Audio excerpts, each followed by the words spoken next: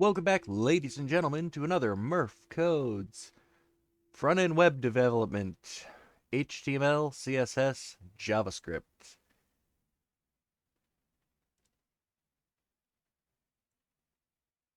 Let's see.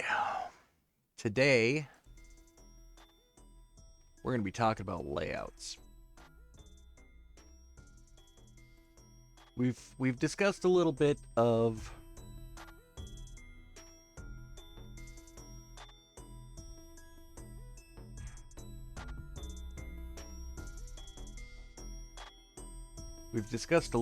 about HTML tags. Excuse me a second.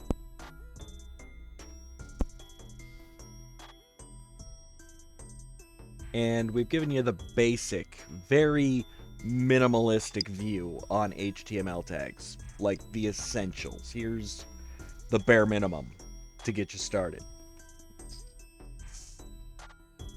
And then we talked about CSS. I showed you how using media queries you can set it up so that your browser window dictates certain rule sets for your web page.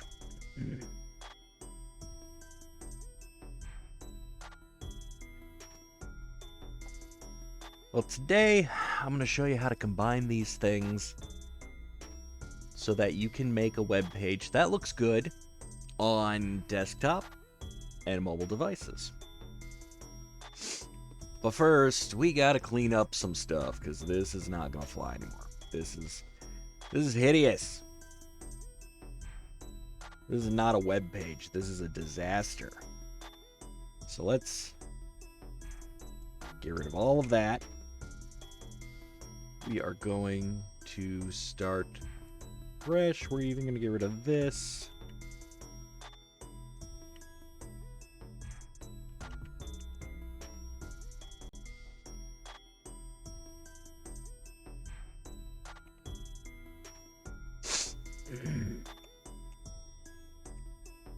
All right.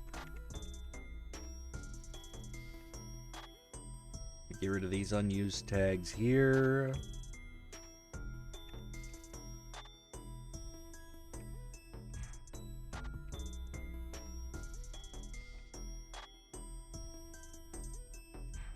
Save that. Alright, we're going to keep these backgrounds for now because that's what's going to give us the that's what's going to highlight our breakpoints for now. We will change that, okay? We're going to make it so that it's all the same color and whatnot, but let's get rid of these classes and these yeah, we don't need any of that. Alright, so here's the rules we're keeping that apply to everything. This one right here, font family, sans serif. That's just going to be our basic, very basic start point. I'm even going to just go ahead and delete this whole page. We don't need that one. Alright, so sans serif, meaning we want our web browser to choose like Arial or Helvetica or whatever for the font. Okay, we don't need the little flaggy things on the corner of our letters. Just keep it clean, keep it neat, keep it tidy. We'll probably change this to get more specific before we're done here. We're going with this for our background color for now. Again, we're going to change these out and go with just a default background color at some point. But for now, we want to be able to see those breakpoints. This one is new. This one I threw on there before kicking things off today. There's a purpose for this. For our layout, we are going to be using the M unit. Instead of pixels, instead of centimeters, instead of inches, instead of viewport width, we're going to be using the EM unit of measurement for our font sizes. Why are we doing that? Because it makes it easier for those who need to resize their screens using the zoom feature.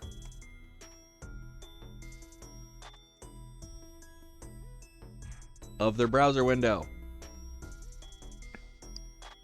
By making everything M instead of pixel, it should resize quite nicely. The conversion is quite simple. The default size,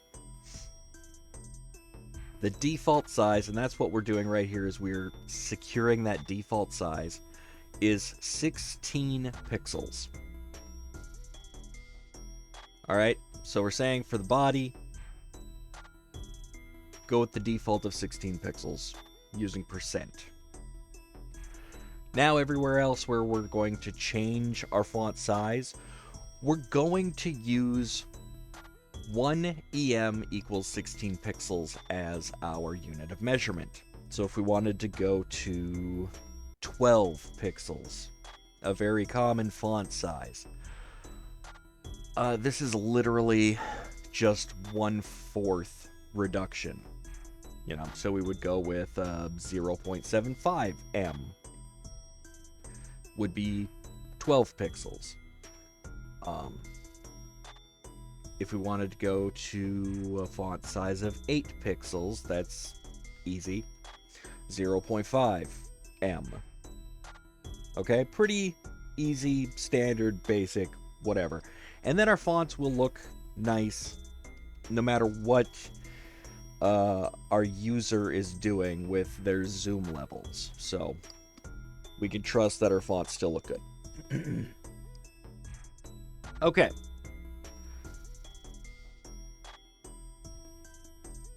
Before we get started here, we should probably have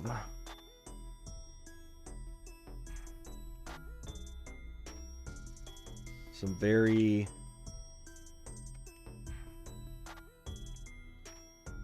basic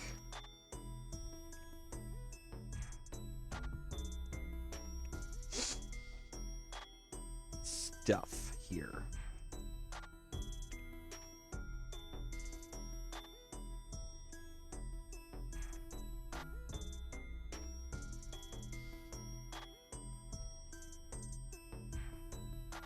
What I'm doing here is I'm just starting with setting up some very basic standard HTML kind of stuff. Okay?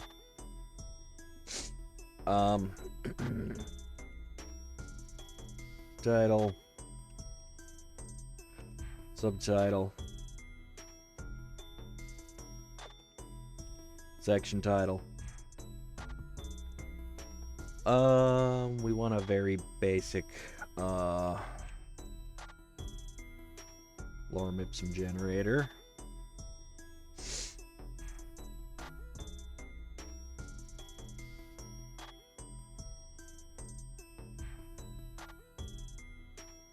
Sure, why not? This looks good.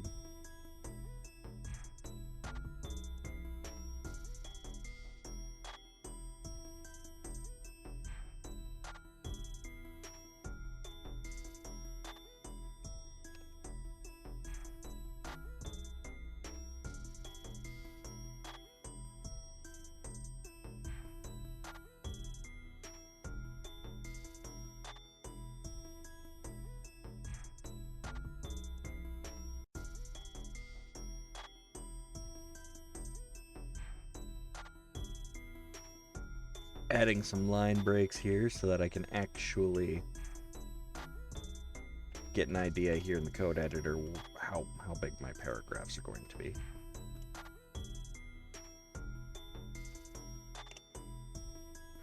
Oof, that's gonna be a long paragraph. So what is this weirdness that you're seeing on the screen right now? This is lorem ipsum text, which is it's basically garbage text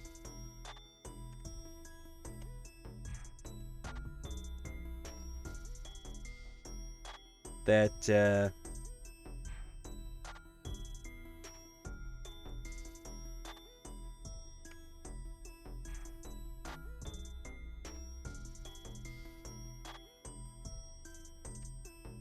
you use this to fill in your web page.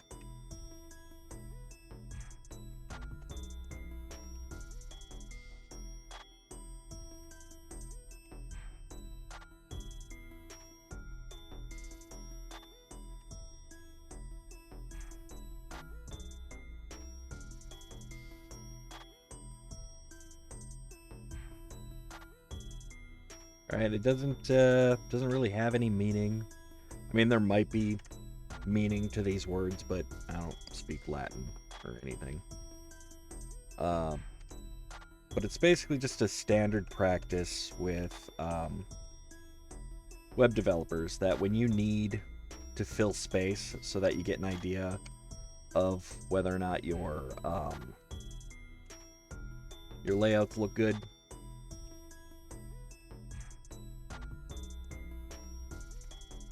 what you're doing is just adding in placeholder text. Okay? At some point, we could go back and fill all this in with real words that mean something.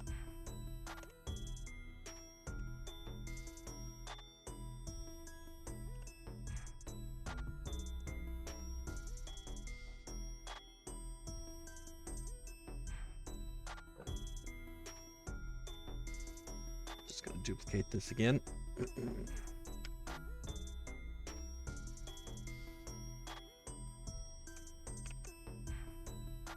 There we go.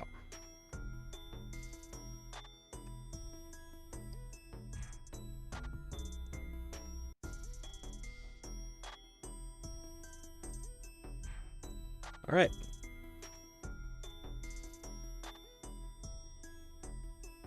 That seems like a fairly standard, fairly bland website, right?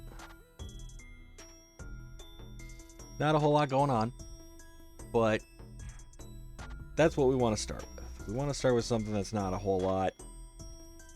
Pretty simple. Now, this is all going to be part of a bigger website, obviously. So what we want to do is we want to come up with a standard look and feel for our website. Let's see, we'll go with... What am I doing?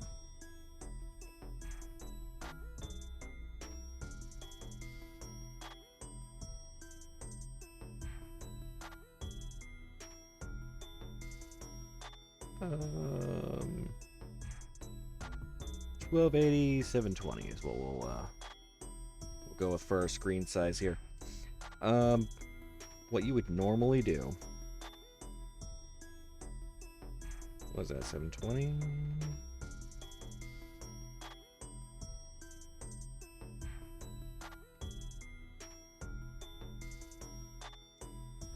This is why you see a lot of web developers like, oh, I need Photoshop to design my websites and blah blah blah. No, you don't. Okay? You do not. You do not need Photoshop for your web developing needs. This is Paint. It comes with every stupid computer ever released ever. Unless you're on a Mac, of course, in which case they have their own thing. But it's the same.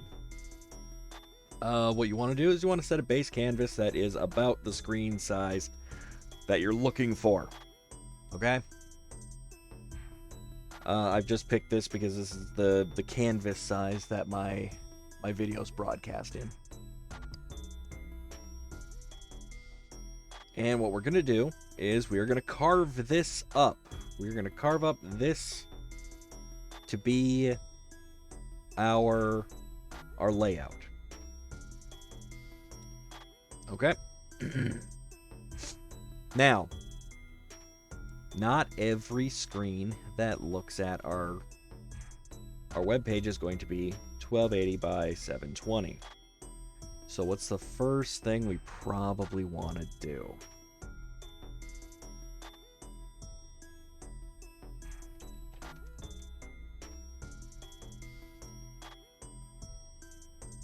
Well, we should first consider a smaller size. 800 by 600? That seems pretty decent. Now the 600 is going to be meaningless. 800 has some meaning to it.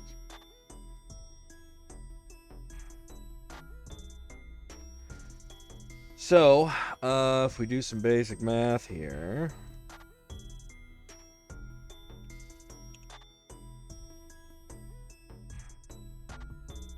we have 280 minus 800 leaves us with 480, divided that by 2.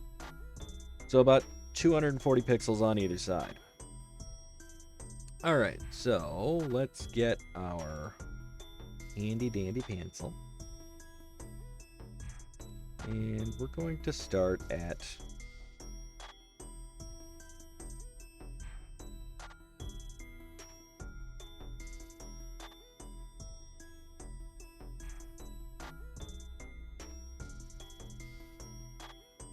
$239.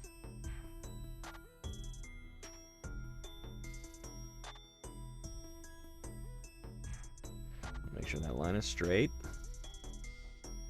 And then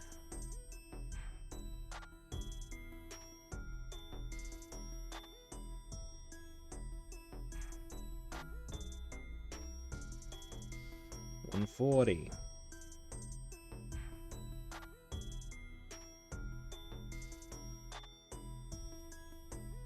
Okay. This inner box here, this is where our content is going to reside.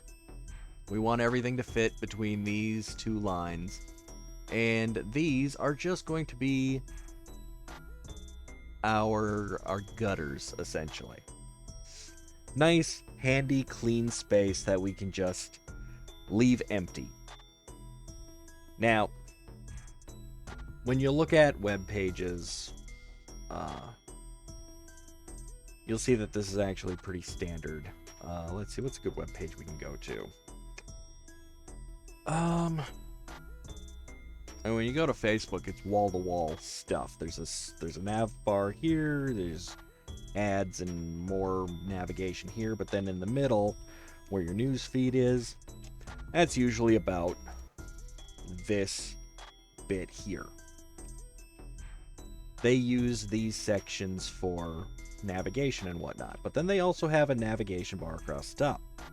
We're going to get into some of that stuff. Like, we could still use this space, but for our purposes, we're not gonna. I mean, we could probably stick a navigation bar over here, but I'm thinking we'll put a navigation bar along the top, just underneath our page title. That's going to give us a bit more of an interesting lesson here, but you feel free to do whatever it is you're going to do. Putting a navigation bar over here is pretty easy. You'll see how you can do something like that quite simply when we get to it. But for now, we're going to keep those spaces open. That's just clean white space. Alright, so back here in our styles.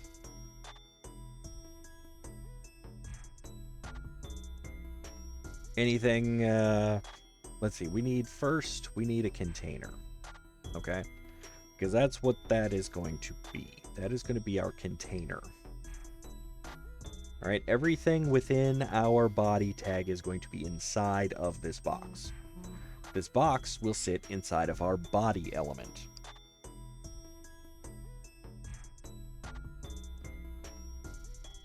All right, don't get too bogged down in the details. Don't let this confuse you. But basically what we're going to do,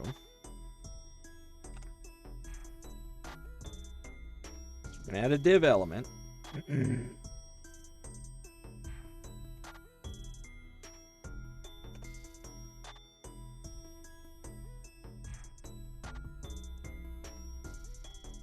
We're going to give it an ID of container. All right, this is actually pretty standard. You will see this a lot in a lot of people's HTML. What are you doing? There we go.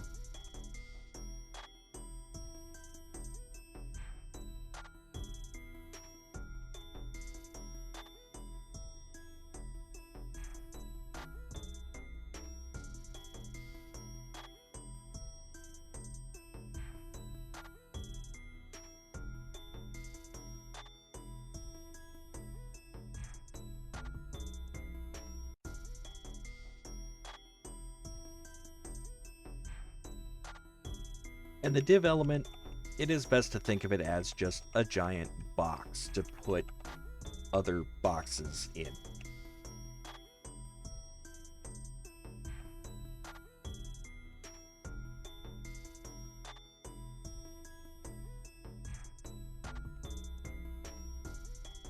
There's a whole lot of aligning stuff here.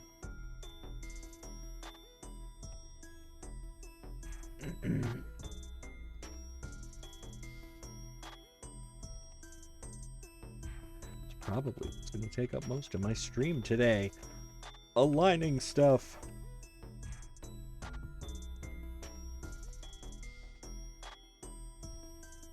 Whenever I nest something, I want to make sure I kick it over. I kick over all the contents. One more tab.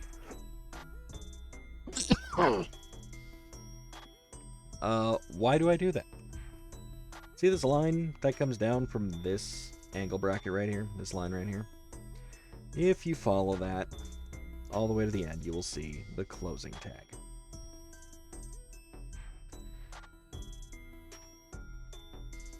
And there should be nothing else touching that line until you get to the closing tag. Alright, same with body. All the way down, all the way down, all the way down, all the way down, all the way down. Closing tag. HTML. Closing tag there at the bottom. Opens here at the top. Open tag, follow the line, closing tag. Alright. It's a great way to ensure that you are opening and closing things in the proper order. Open, close, open, close, open, close, open, follow line, close. Everything within, tabbed over one, so that I have a clear view of where I'm opening and closing all my tags. Okay. We have our container element.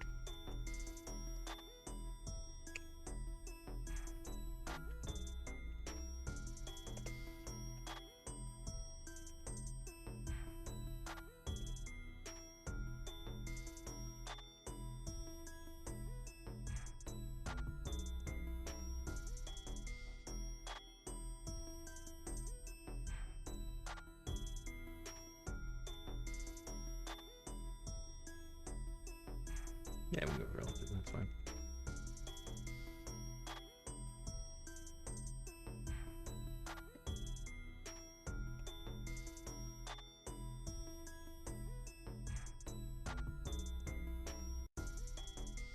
I know this seems weird. We're not gonna actually position the body element. But I throw that in there because depending upon what we're using to position our container element, the body element may need a declared position, because the parent container is what's going to decide a lot of the stuff. Now, to center this,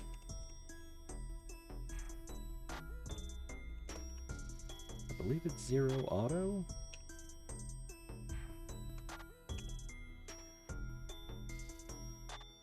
All right, let's take a look at our page. Hit reload. That didn't do anything.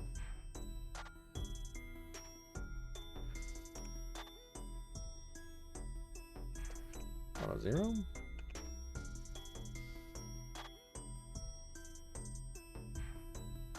Oh, right.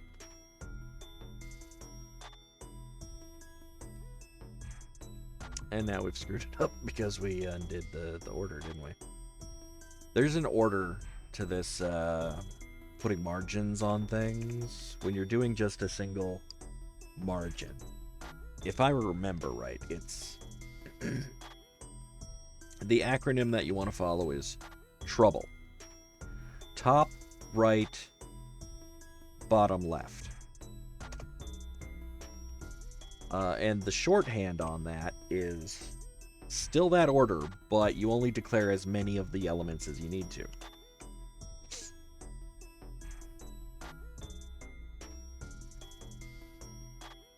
For some reason, our container doesn't want to be the proper size.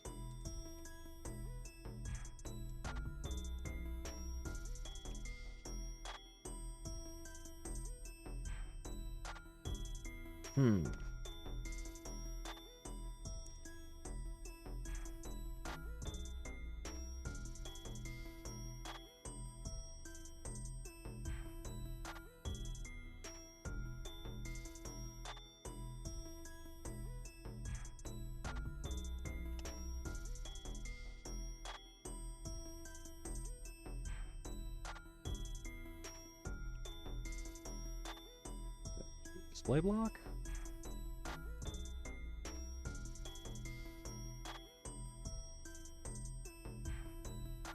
I'm not sure why it is not working.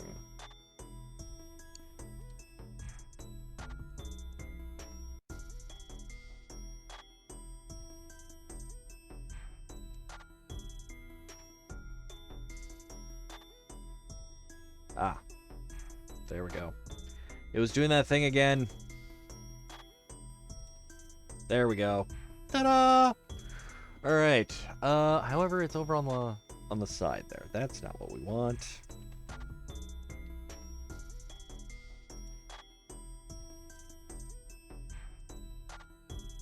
All right, but it is 800 pixels wide. That is something we do want.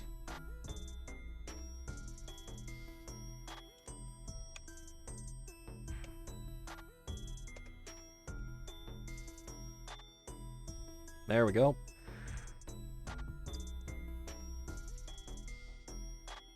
And now it's centered. Must be auto 0.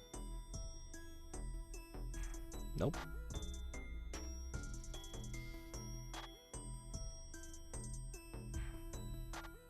Let's look it up.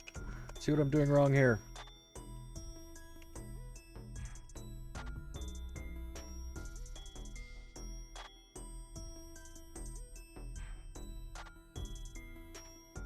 Top, right, bottom, left. Yeah, I was right. Trouble.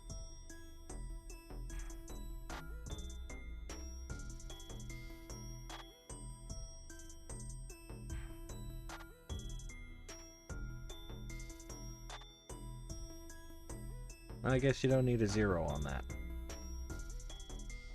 My bad.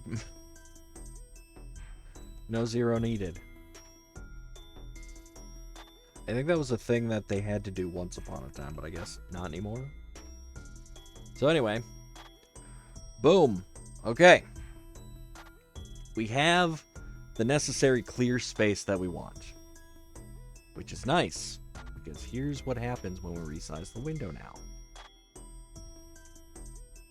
Hey, wait a minute. Things don't resize down past the 800. What's going on? So you remember when we had this whole thing here? Okay.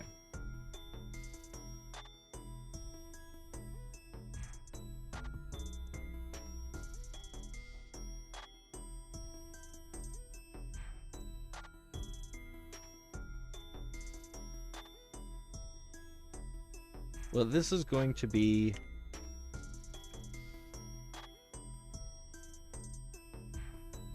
a thing we have to change a few times, okay?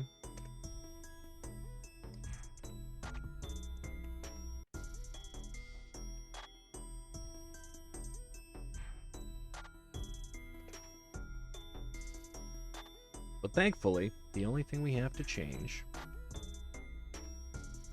is the rule that we need to change. So here, our minimum width is going to be 800, so we'll go with 600 there to make sure that it fits.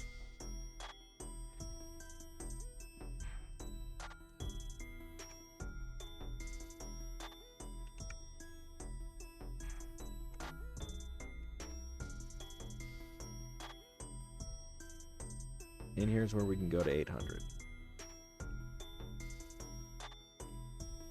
Okay. So, if we reload this, okay. At our smallest screen size, we are 300 pixels wide, which means there's border here, there's border here. Now, if we resize this up, it stays that way till our first breakpoint. I mean, it still looks pretty decent there. However, we're getting a lot of border. We're getting a lot of gutter space on either side. But when we hit that, boom, it widens. Pretty nice, right? We still have gutter, but our layout recognizes that it can take up more space horizontally than it was before. Now, say we keep going, we keep going, we keep going, we keep going, we keep going. I mean, it still looks alright, but you gotta admit that's getting to be quite a wide gutter, but it still looks okay. Still looks okay. Boom. Bigger. And now we're back to the 800 width. Still some pretty wide gutters, though. Still some pretty wide gutters. That's fine, though. Our text is nice and centered. Everything's looking good. This is what we are talking about when we're talking about responsive web development. All right? When we keep it simple, our page should look good regardless of the size. Should still be readable. Shouldn't break horrendously.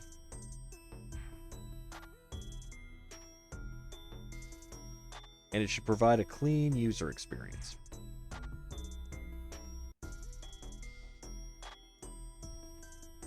And that's pretty good. That's pretty decent there. Let's see what happens when we go to 320. Because that'll eliminate the... Well, not entirely. I mean, we still have some border there.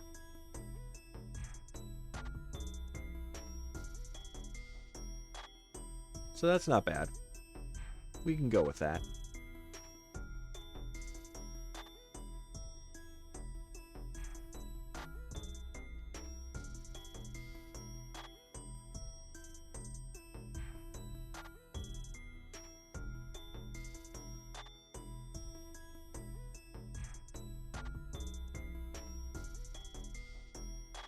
Now we could even widen these more if we wanted to, because remember we had like what, 240 on either side was our pixel width.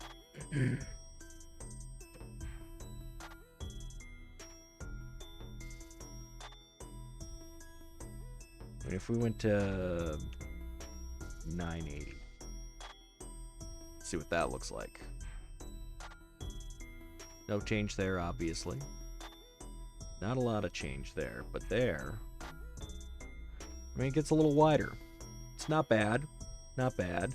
Makes a little bit better use of our screen size, in my opinion. And feel free to play around with the numbers on your screen.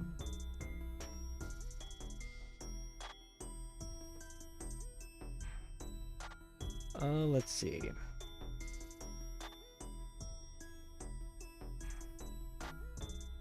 I think we're pretty good there already. Let's go to...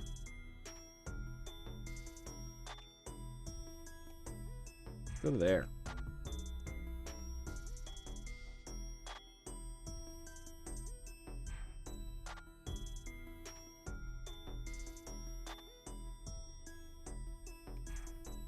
Honestly, better still.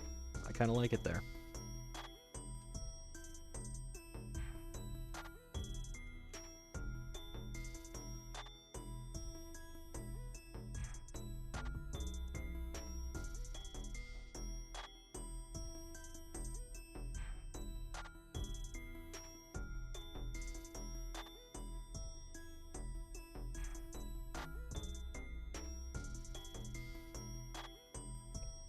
Bet we could probably go to, say, 720 here.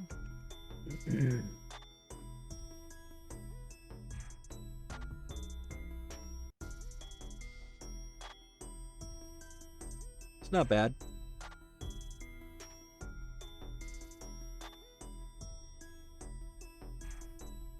I like that. We can work with that. Now that's all just by including one div as a container for all of the content in our body tag. And giving it different resize points.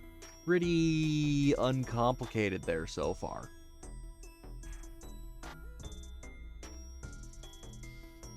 Alright, so what else can we do? Well, let's break out the paintbrush again. All right. Let's see. Before I said I wanted to add like a navigation bar, right?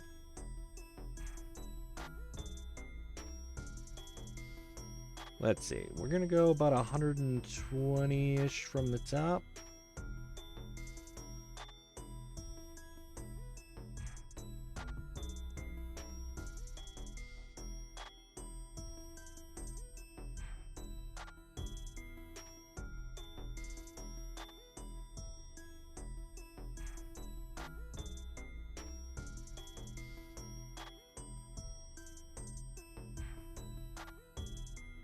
Now, we are using a slightly different size gutter there, but don't worry about that.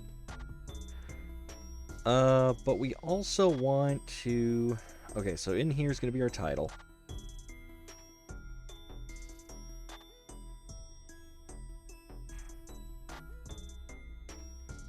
Let's see. We're using 16 as our default. We'll go to 32. No, they don't have a 32 on here. We'll do 42.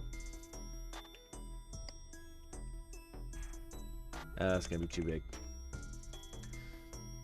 Because we want to have space for our subtitle. We'll go 28. Title.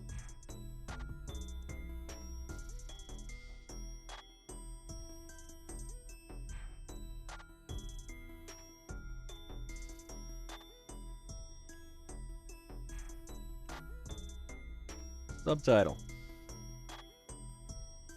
Now, wouldn't it be nice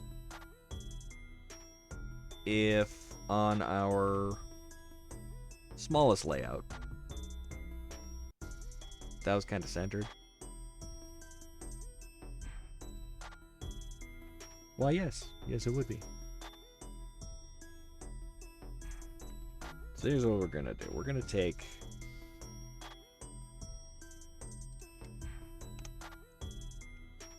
another div, and throw that around our title and subtitle.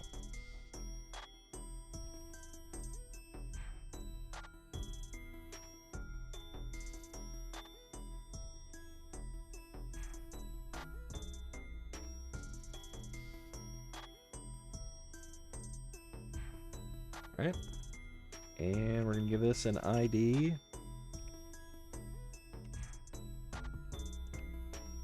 of header. We're gonna put some more stuff in here after a bit.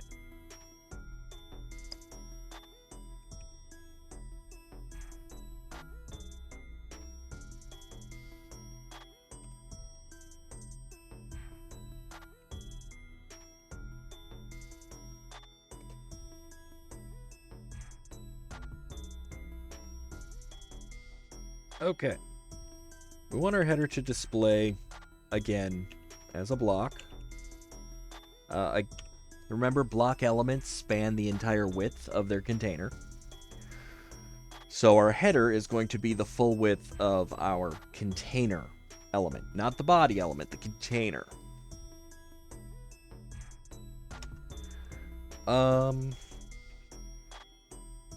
Position, we don't really have to worry too much about that here, but we'll give it a relative position. For now, we might make it a little fancy with that in a minute. In fact, you know what? I think I am going to get a little fancy with it. Sticky. Don't worry. It'll make sense in a bit. All right. We don't need to mess with the width because the width is just going to span the entire width of the container element, and that's what we want.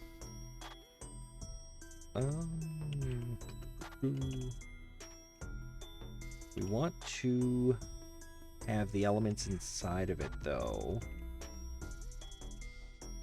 centered. So let's see if that helps with that.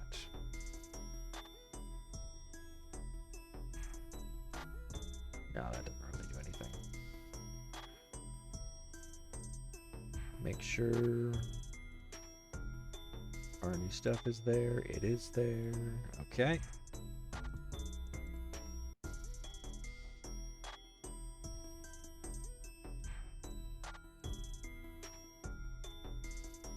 Nope. So, padding's not going to help us. What will help us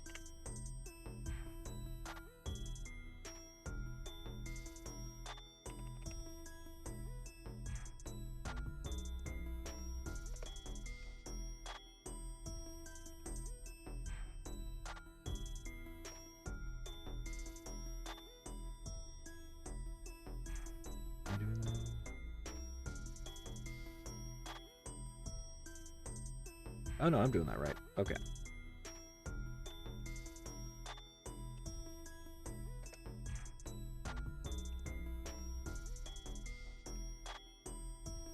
All right. So what does this mean? Within our header, whatever has an ID of header, if there's an H1 and an H2, give them a margin of 0. That should center our titles.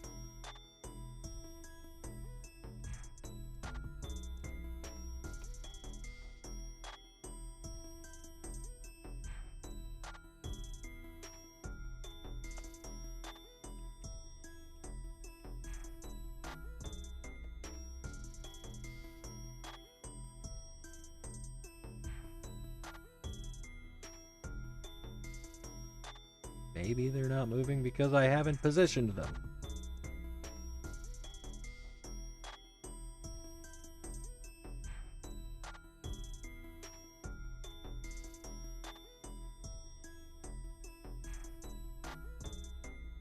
No?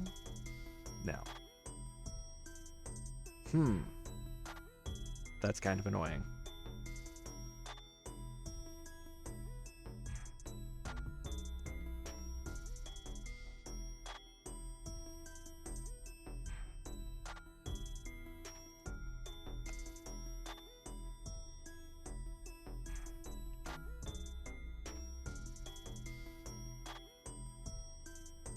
Maybe text align center? I know it's one of these. Ah, there we go. Perfect. Excellent. Okay, so we can probably get rid of the rest of this then.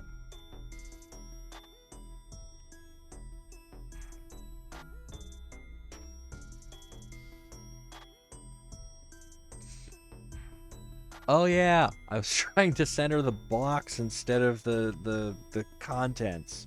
That was my bad. Yeah. Okay. So, a little bit of heads up why that worked when I center aligned the text and not when I was trying to actually manipulate the header H1 and H2 elements themselves. They're already centered. They're already spanning the entire width of the container. I can try and align those all I want. Their contents, though, the actual words inside the elements, that's what needed to be centered.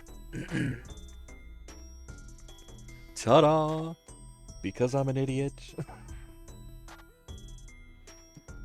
Alright.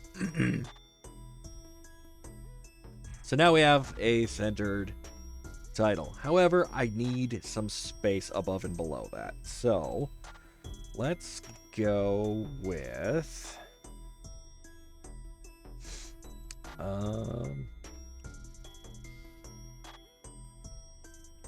what do you think?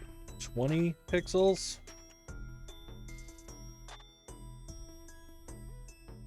Yeah, that looks good. That looks good.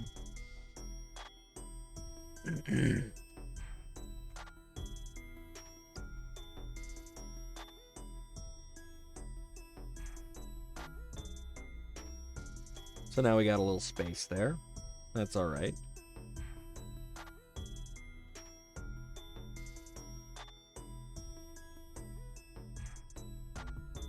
Now, one thing I'm not really a huge fan of here is the text doesn't seem to change much with the size of our web page, right? In fact, when we get to here, this seems downright small. So let us...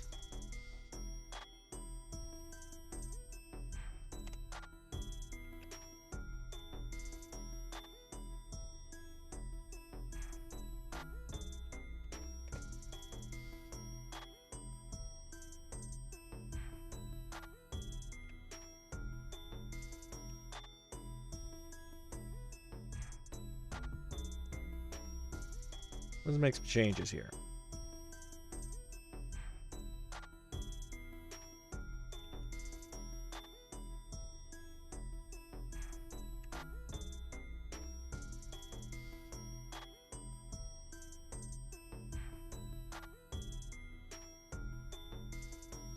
All right.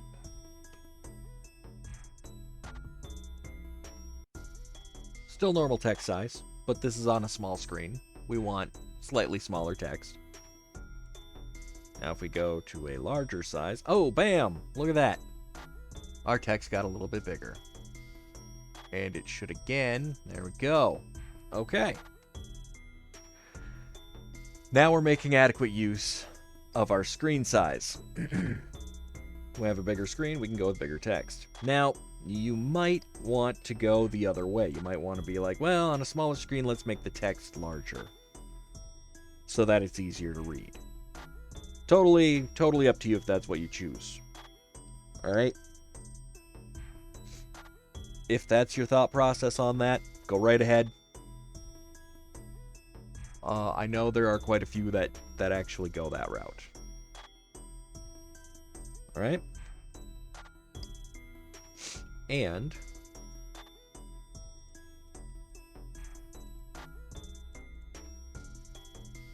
notice how when we zoom in,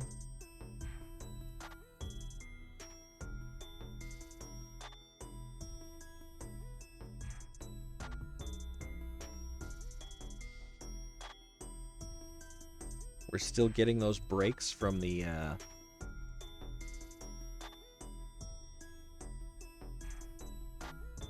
We're still getting those breakpoints just by zooming in and out. And the text will even still resize. Like this is what we're talking about with responsive web development. You want your stuff to be doing things like this because it makes it cleaner. It looks nicer. More people will look at this and get the best user experience out of it. And all we're doing here is some very simple rule sets. Nothing overly complicated. We have one container for the title, one container for everything to contain everything.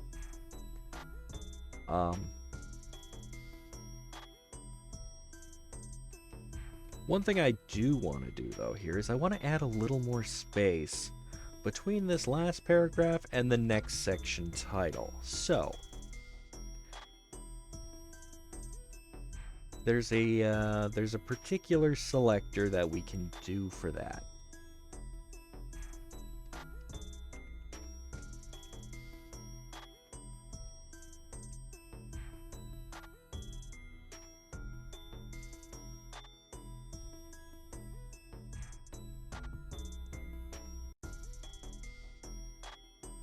Alright, notice this last child.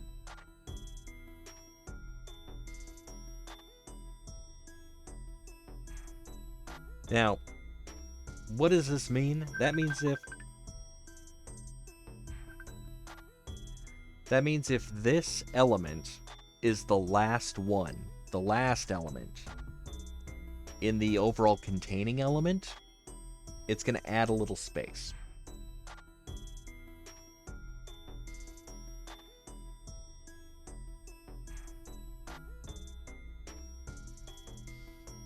Now, is that going to work for us here? Probably not. Not unless we wrap these.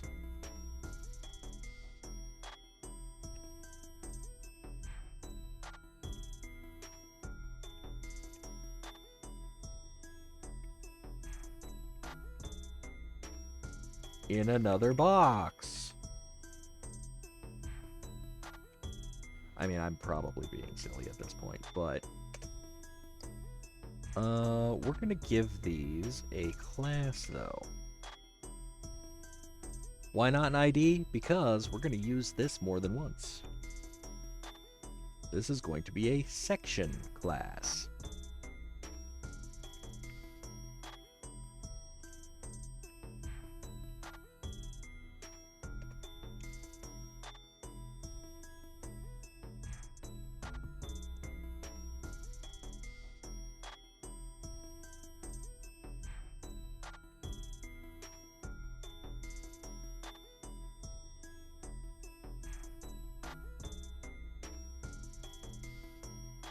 Now, don't forget your indentation, because you want to keep all this clean. There's probably a shorthand way to do this that I never figured out how to do.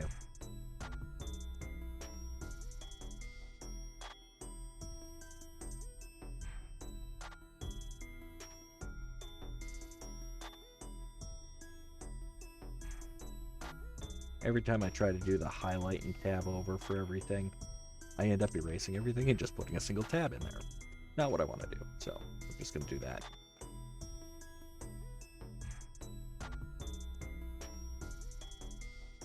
Probably like Shift tab or Control tab or something like that.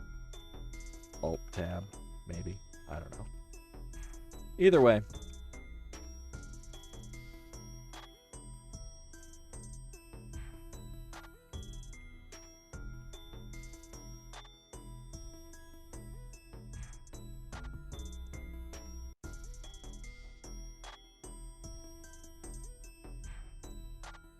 There we go. And then there's our title. We can save that.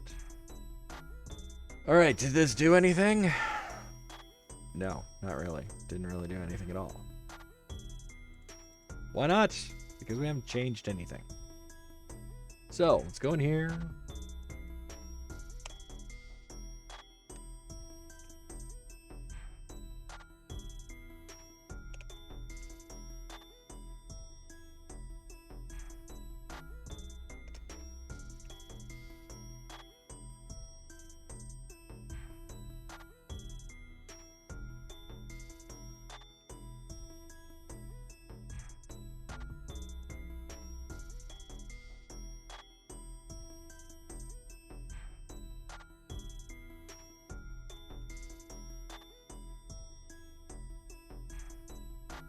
What do we say we want to add to the bottom of this? 24 pixels? Alright, let's see how that looks.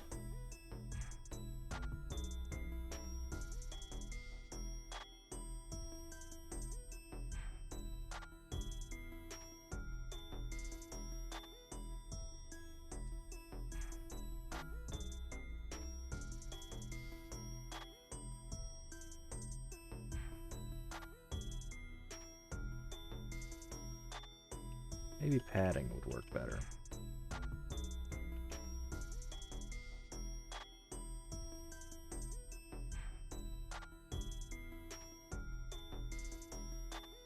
All right. Small problem, though. That added the padding to all of them. Which is not terrible. I mean, it gives us a little more space between each paragraph. But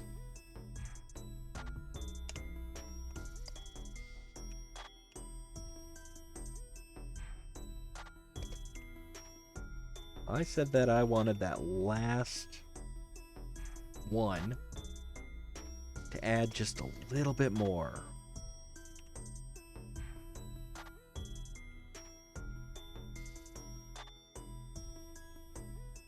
So, I don't know, should we double it? Go to 48 pixels? We don't want to get too crazy, do we?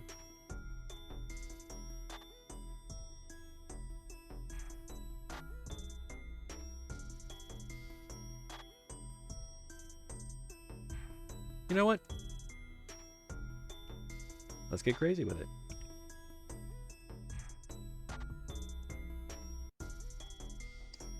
I mean, it's not super crazy, but, you know, there's clearly a greater degree of separation between our section titles now. Not between all the paragraphs, but the section titles, for sure. We can drop this down to, say, what, 16?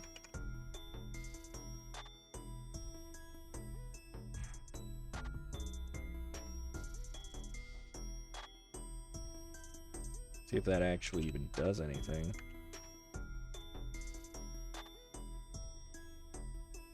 Okay, so 16 does something. And honestly, it looks pretty good at 16. Gives us a little more space. Not a lot of space. It's not driving us completely nuts. And then our last paragraph in the section has just a little bit more. A little bit more space between that bottom section and that next, or that bottom paragraph and the next section.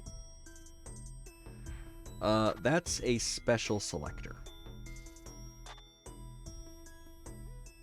Now keep in mind, this P is the child of a section class div. Just like this header, this H1 element is the child of a header ID'd element.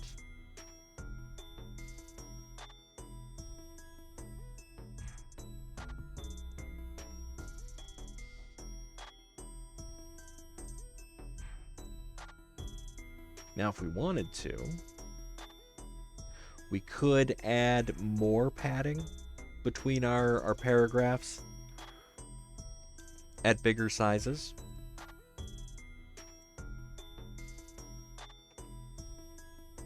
But it never really gets too compact there, does it?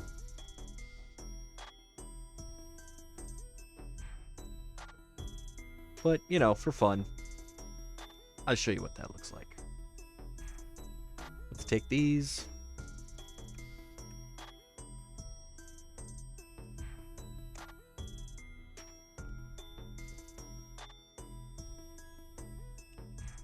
$24.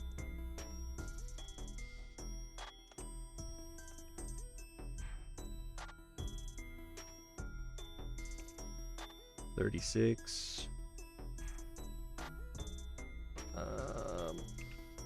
72 and we'll make this 48. There we go.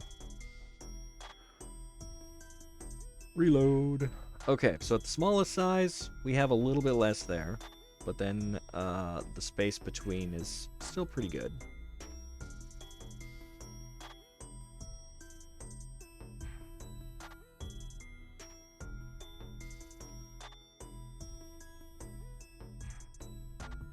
Now, this doesn't seem quite so much. Did I not write the rule properly? I did. Let's try beefing that up to a 96. Put this one at 72.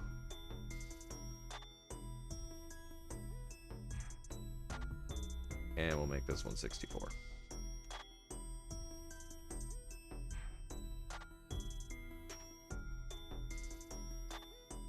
It's a little bit better.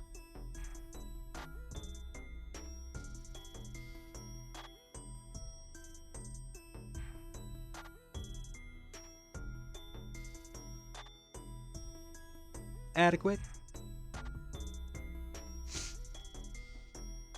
Not bad. How are we on time? We're an hour in. Okay. Not bad. Not bad. We're still doing good. Still doing good. Okay. So, two tricks that I want to be able to include in this before we call it, because, you know, they're one of the harder parts, I feel like, for some people to wrap their heads around. And that's the giving your page a footer and giving your page a navigation bar. Now, this will introduce a couple of new concepts, all right? I just want y'all to know it's fine. Just breathe, relax. You'll be okay.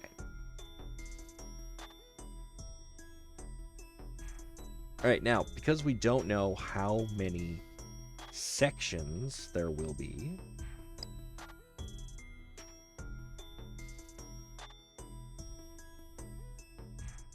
I do want to add a little more padding to push down any sort of header that we may add. So, for that,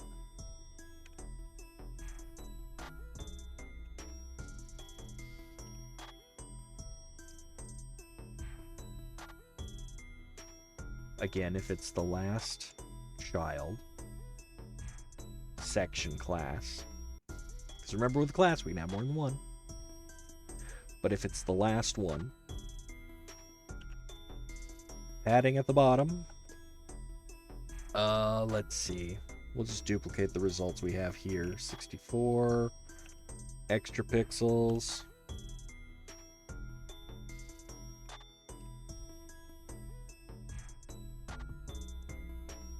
Now keep in mind it's basically going to be doubled because we have the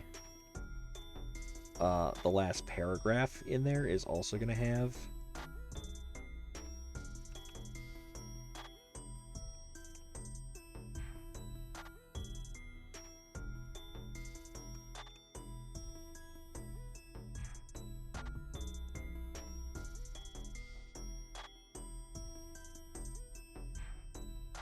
Alright, let's make sure we haven't broken anything.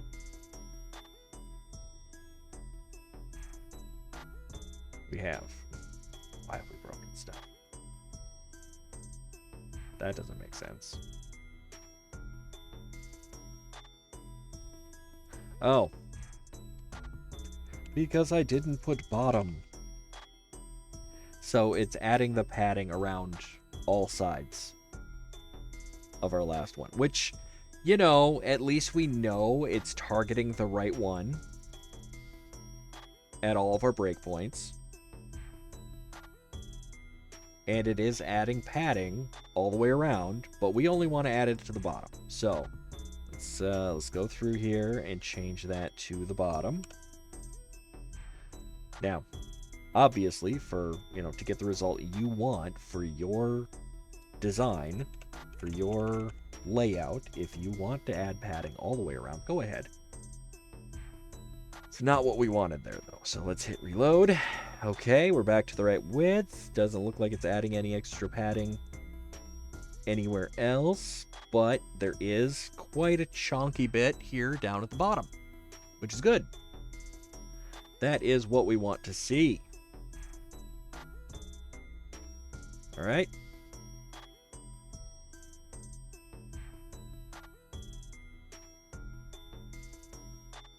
Now,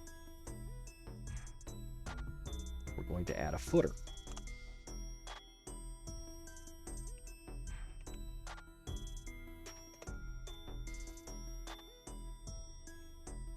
Now, footer, we should probably make sure is still in the same block as our container, right?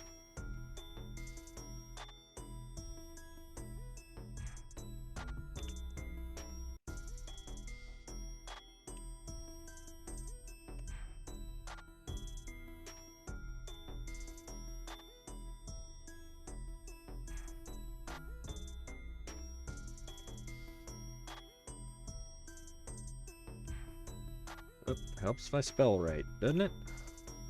There we go.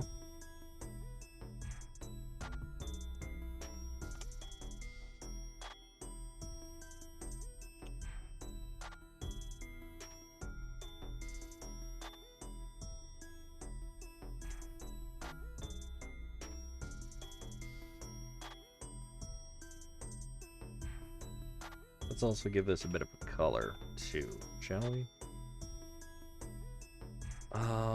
Something that's gonna stand out, but not be too garish. Yeah, we'll go gray.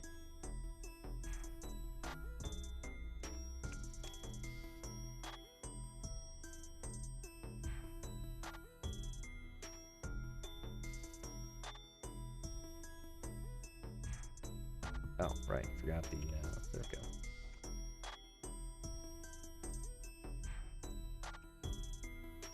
Alright, and that's in our mobile view. It's going to be at 16 pixels. In our tablet view, we don't need to respecify that, but let's change the height to 72.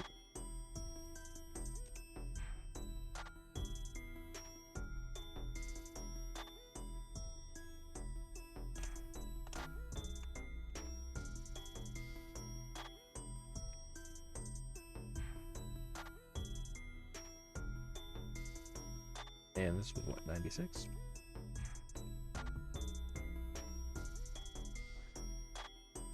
Whoop, I put that outside of the, put that outside of the media query. We'll want to keep those inside.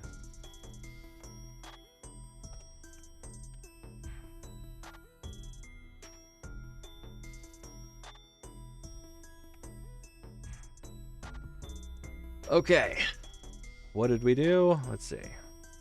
Nothing so far because we didn't even add the element. Alright, now, we want it to go after our last section, which is this one.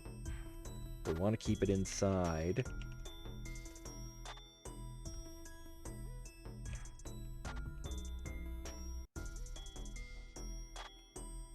Inside of our container element.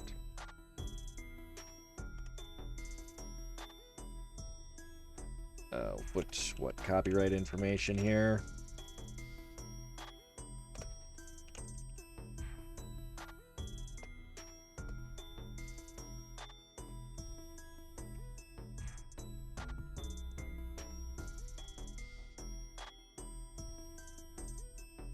There's a way to do the symbol. You can look that up.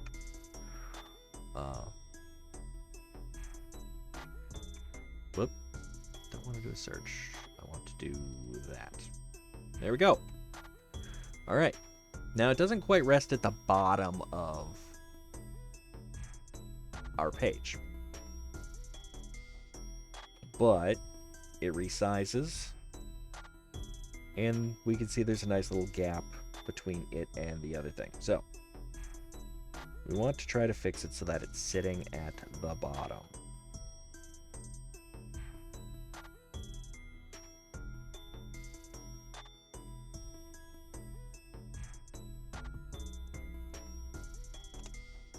Container. Padding.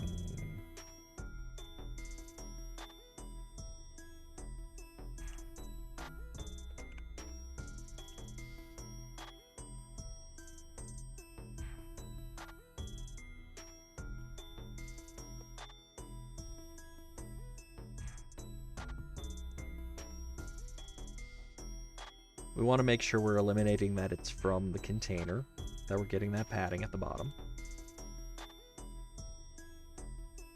And there's a little bit. Right now, the footer. Okay.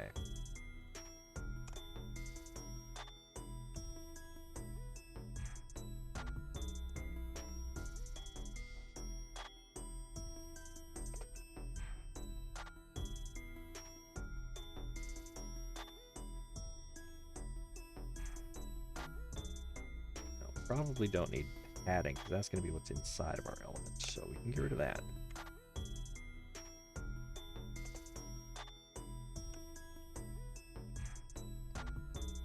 All right, that should rest it square on the bottom.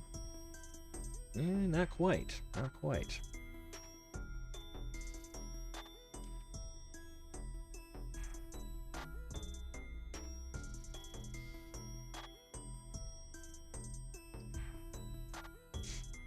Closer, though. We are getting closer.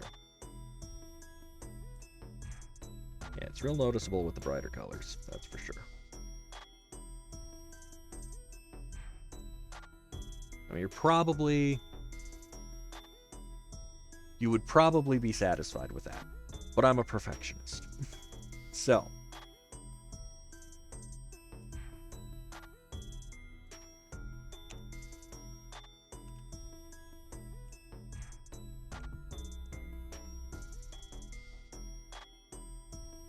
Helps if I spell correctly.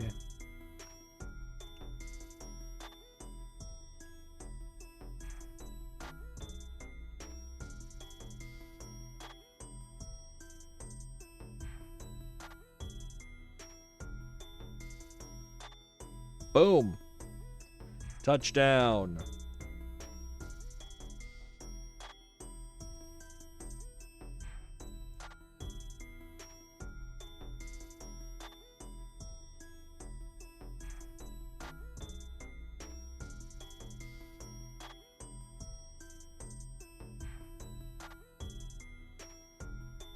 And there we have a footer that rests squarely on the bottom of the page.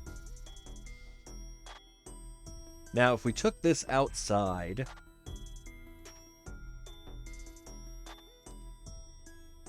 of this last div element, so maybe you don't want it cutting off here at the edges.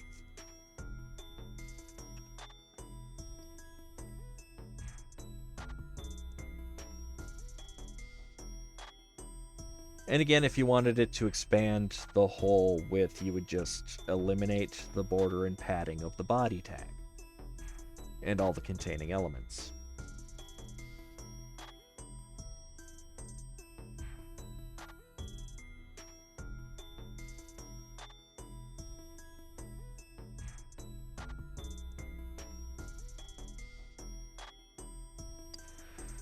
But, you know, that should give you enough to go on for how to add a footer to your page. A lot of people overthink it. I've seen things like where they've added to the last child element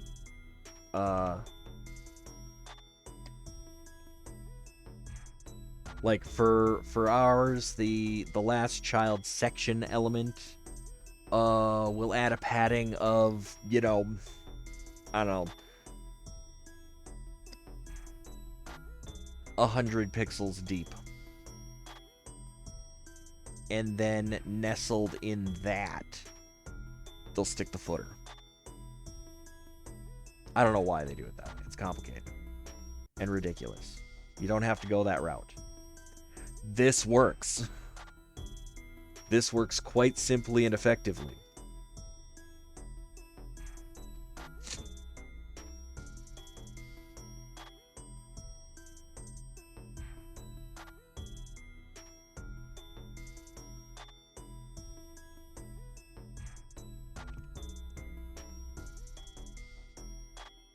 Why are you doing that?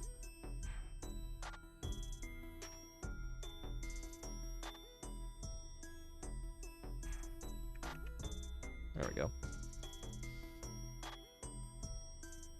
Alright, nice little footer. Now, if you don't like having the text rammed way up into the corner there, like what you're seeing, you can add padding.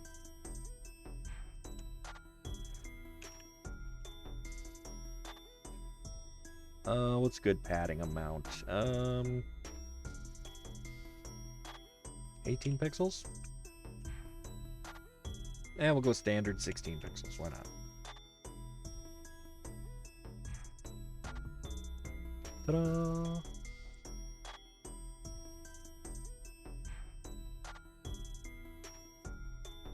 Now, obviously, give it the height you need to give it to get all the information you're going to put in there. If you're going to put in a 3-column site map or something, or 5 columns of like different departments and whatever, go nuts with it, sure, but remember to give it enough height, give it enough size. And for that, you can just,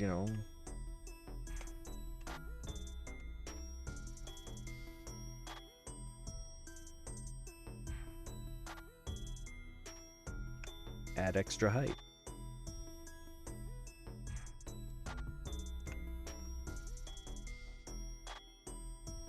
Now maybe you're thinking, well, I gotta know how much height to give it, and that's,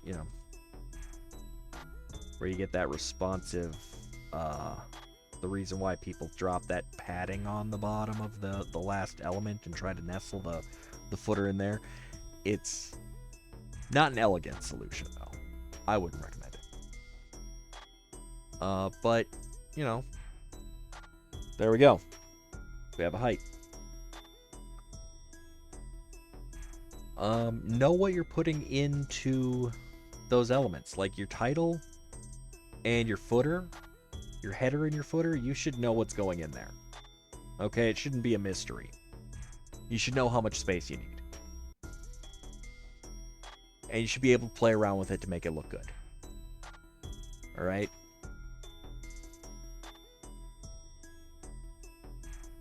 So, let's see, what else did I want to talk about today?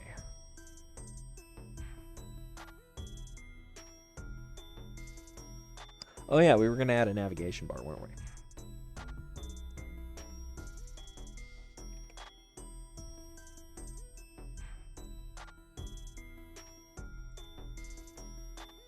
Alright, so bottom of our page, we have a nice solid foundation that is probably way bigger than we need it to be.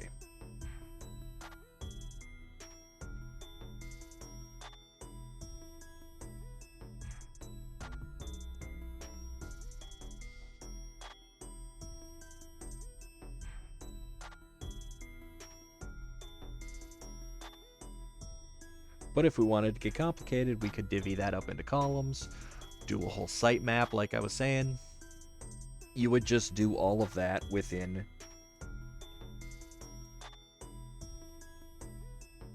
here. You drop 3 more div blocks. You would set them to various widths and until they fit. Float one left, float 2 of them to the left. Float the last one to the right. Make sure that each one of them is only taking up as much of a percent of the footer as is required. Remember, you have 3 different size layouts here that you're working with.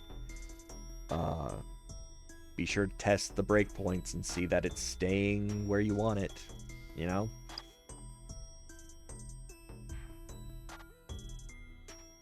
And maybe when we get to adding more, because this is not going to be the last time we're talking about layouts. This is just the very beginning, simple, here's how you do some very simple stuff with your layout to make your page look decent. Okay? And so far we're doing pretty good.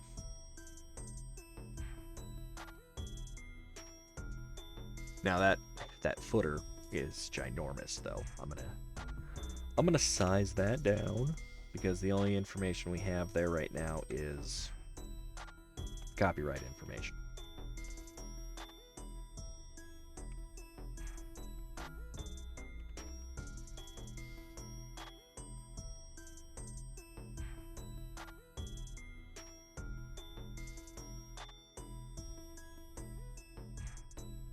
Later on, if we decide to do a whole sitemap thing, like I'll show you how to do a multi-column layout thing. But for now, you know, nice little chunk at the bottom that just says, hey, copyright blah de blah. That looks good. That's all we need. Generally, we would have more information on there, but we don't need more information on there, so that's good. Okay, next chunk.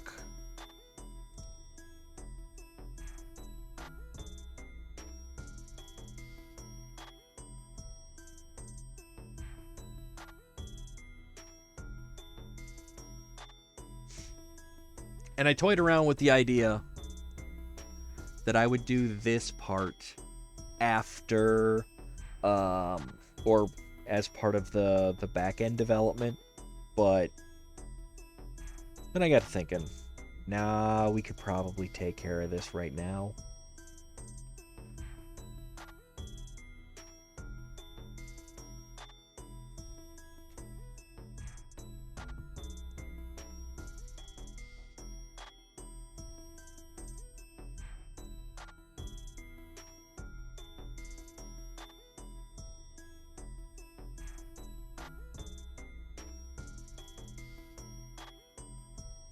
What I'm kind of surprised about is our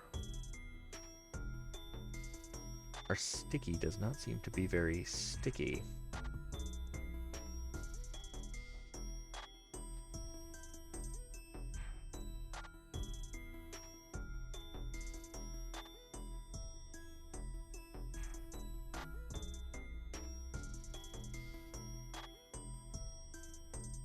Nah, oh well.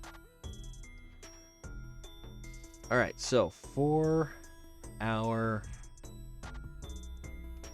navigation bar,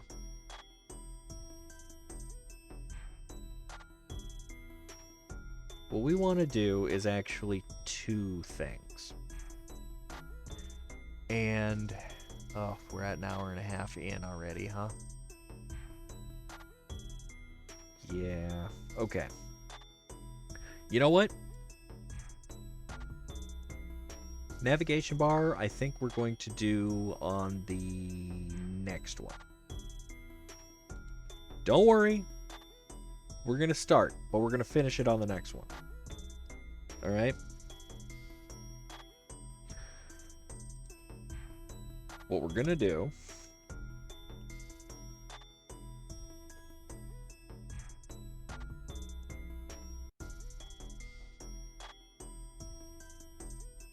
bar.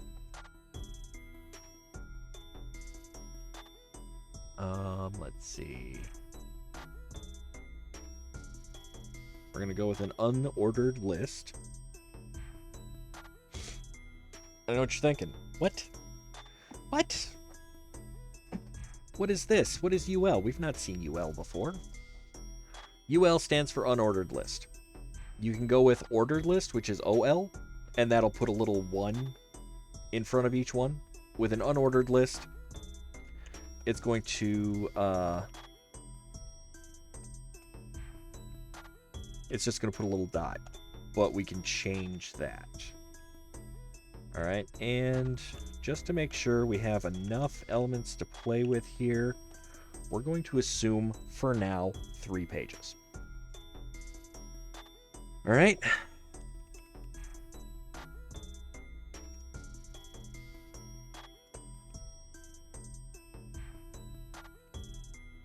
They're not going to go anywhere.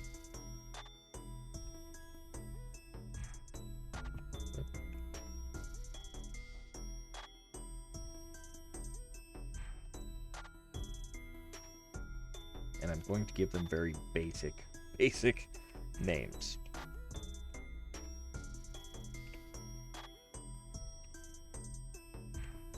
Alright, don't freak out.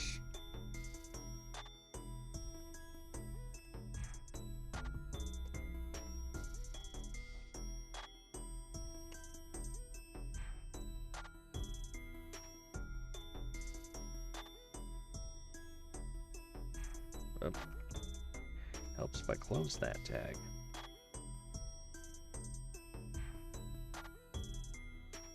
There we go. Alright, let's see what that looks like in practice. That's the unordered list. Not exactly a great option for a nav bar. What you're probably expecting is these elements were going to be boom, boom, boom, right? Maybe even centered. Certainly not going to have a little dot in front of it. And you're right. You're absolutely right. So what we're going to want to do is we're going to want to style this so that it doesn't look like absolute garbage.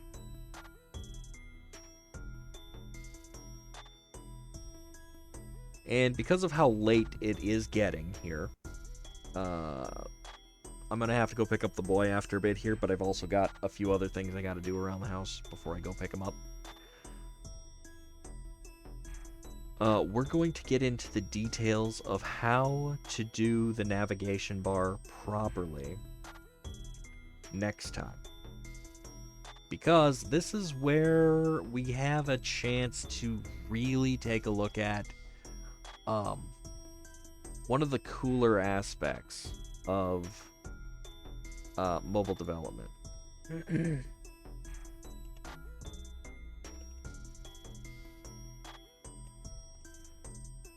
Let me show you what I'm talking about here. Oh, I don't think they have it the way they used to. But anyway, let's see if it still does it. No.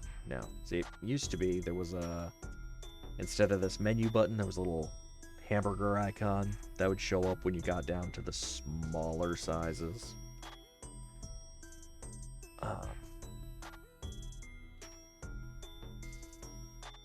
But anyway, the menu would display out, you know, each piece of it. And then, but that's only on like your large, you know, landscape sized layouts, like for your desktop view or even your tablet view. Views where it made sense to do it that way.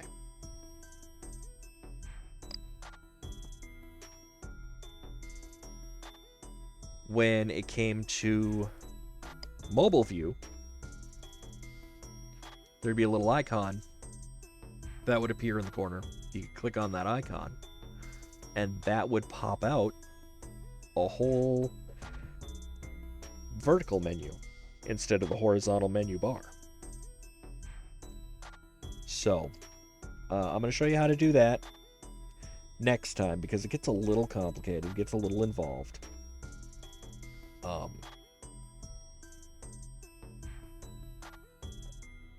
We may have to even get into a little bit of JavaScript with that.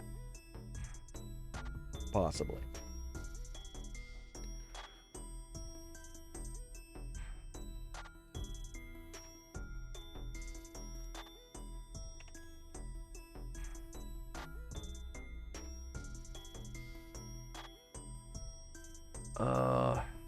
But yeah, let's see. View, page source.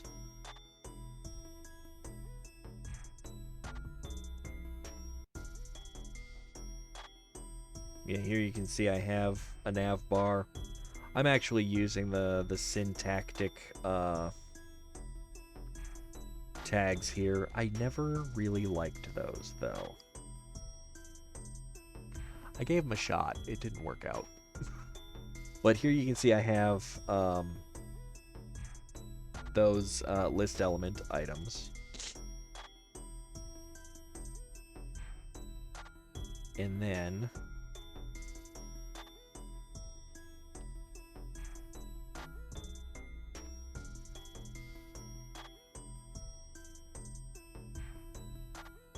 here, display them in line, list type none.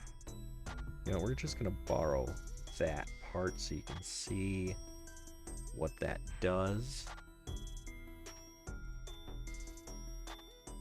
I mean, since we still have a few minutes.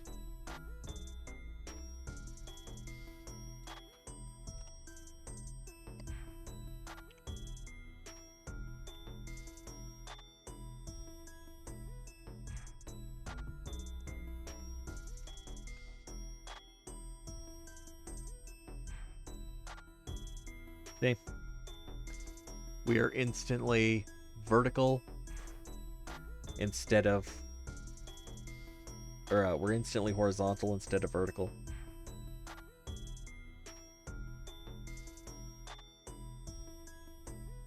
We're gonna do some more to this, though, because that's still not quite what I want. For one thing, I would like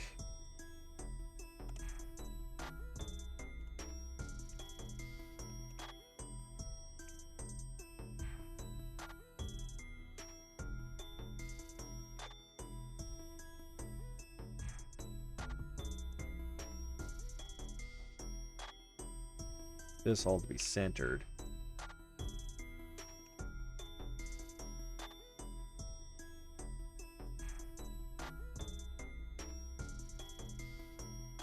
Which is better. I mean, that's better. Although I could probably just go like this. And that would eliminate the need for this and this.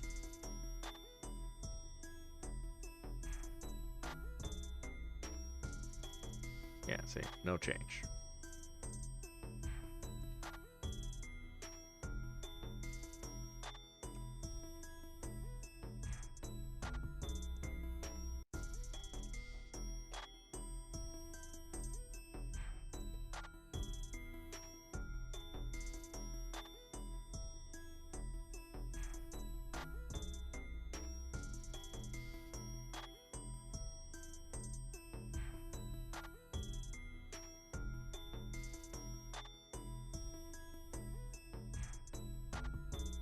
Go with 1M. That's probably not going to work though.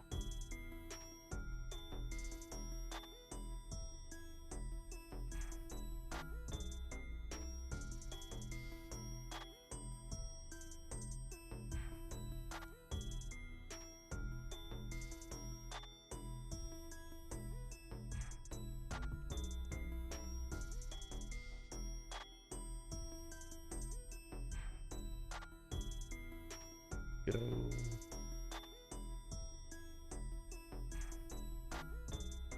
Like that. Yeah, maybe. There we go. That spaces it out a little bit more. And it looks good on the smaller size, but let's adjust that for the larger sizes, shall we?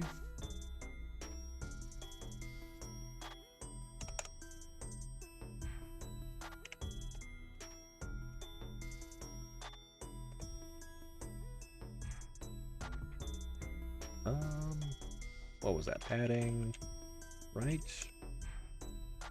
What do we have there? 24.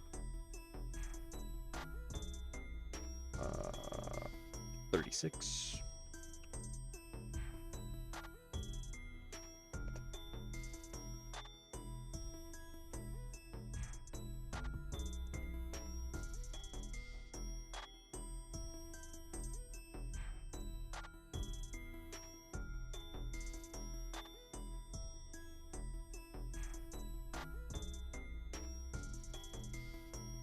And we can go to 48, I think, with that.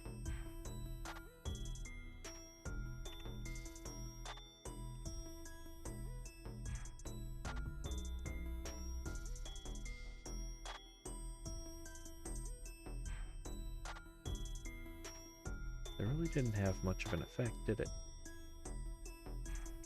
Ah, probably because I'm forgetting the other elements.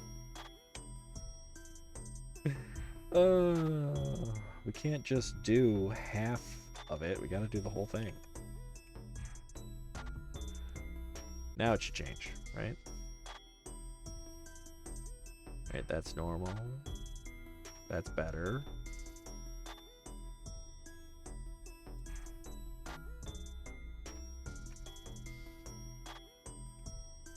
Copy that. Come down here.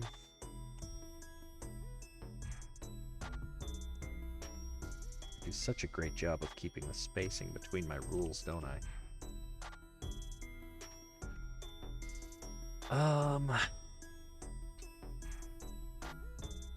What, 64?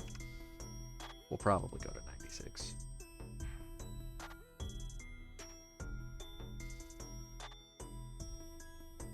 Yeah, let's go to 96.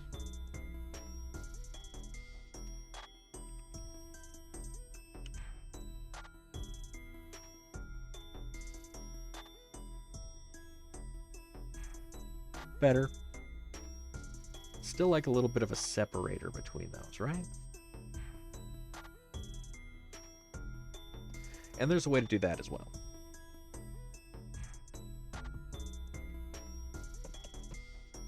But again, we'll get to more of that next time. Such as, you know, how to hide that navigation bar on our smallest layout. Make it a pop-out menu instead.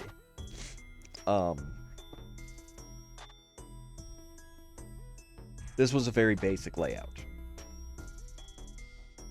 But all we're doing is nestling boxes inside of boxes.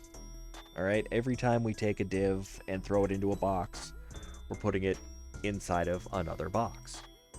That's all. That's all that is. And you don't have to get super complicated to have a nice looking layout that changes with your screen size. I mean, as you can see, this is very simple rule sets, not real complicated. We have managed to do everything we need to.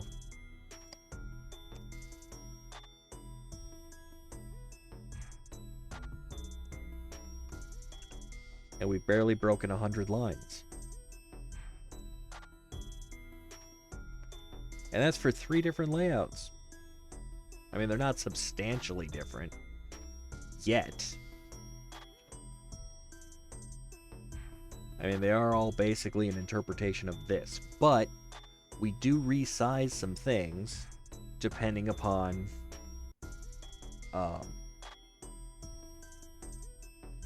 what we're doing. Now, one thing I could show you is how, instead of having a navigation bar here, we could do a navigation bar along the side.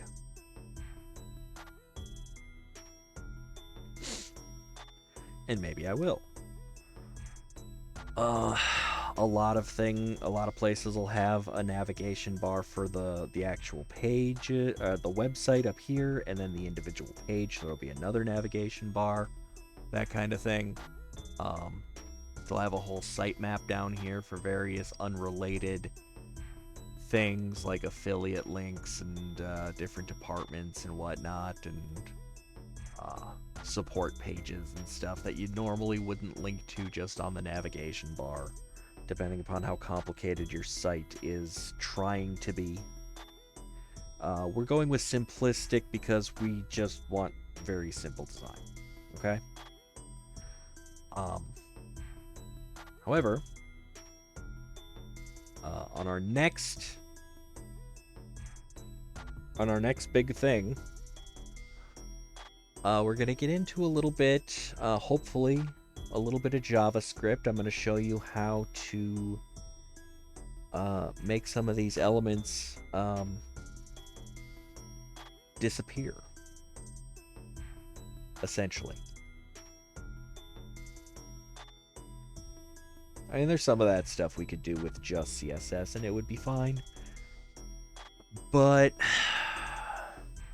I'm getting honestly bored of the CSS and the HTML. I want to get into the JavaScript. Do you want to get into the JavaScript? You should want to get into JavaScript. JavaScript is fun. We could do all kinds of crazy stuff. That's where our web pages really take off. They become dynamic. They become interesting.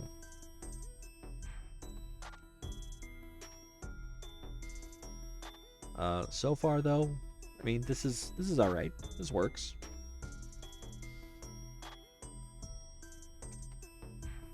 But as you can see, it's a very simple workflow. It's a very simple process here. You just decide where you want to divvy stuff up. And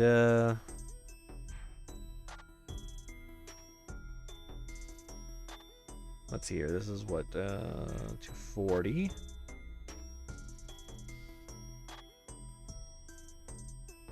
We went 160. That puts us at 400.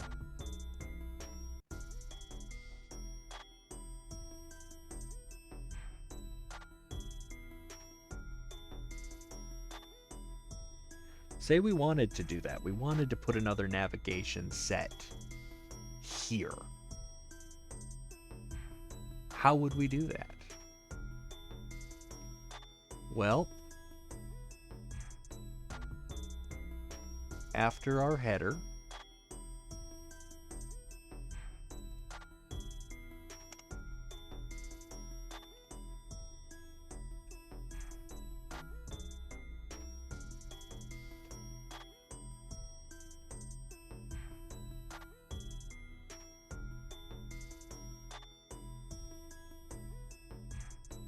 you would do this. You'd do an aside. And then you could maybe wrap all of this if you wanted to.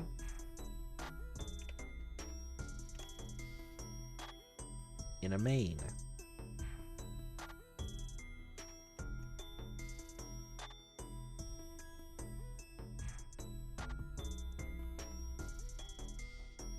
I know, here I wasn't going to do all this, but now I'm doing all this.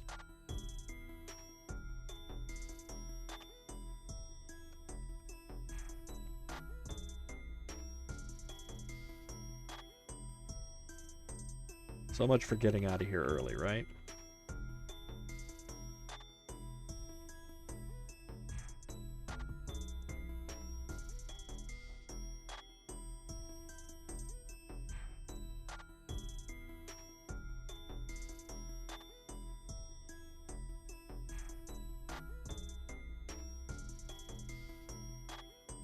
But I suppose I didn't show you float and clear. And I don't think I'd be doing my job properly if I didn't show you float and clear. So we're going to try to do a float and clear.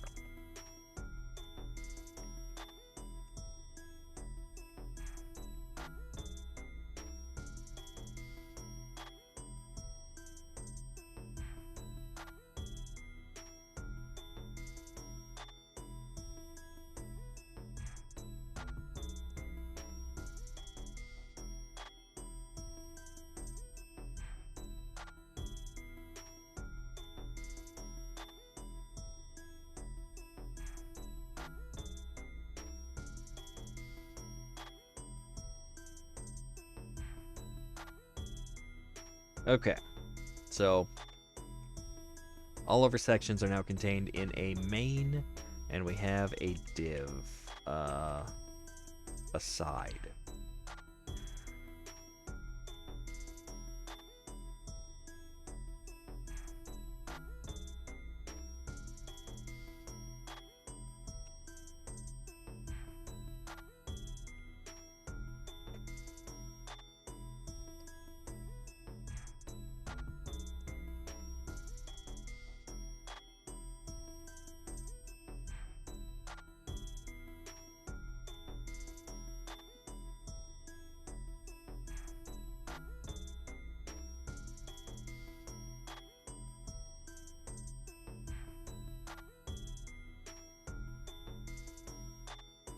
What did I say I wanted that width to be?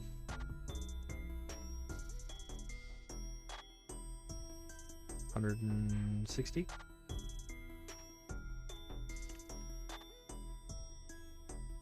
I have no idea where I just typed that.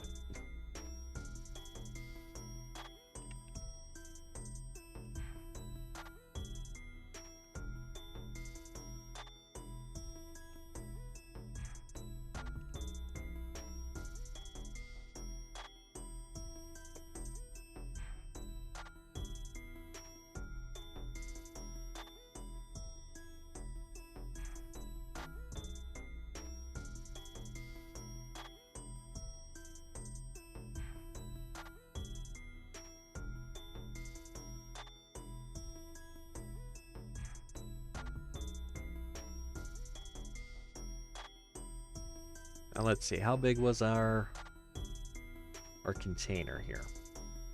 130. So that takes up about half of it. Let's drop that to 120 for now.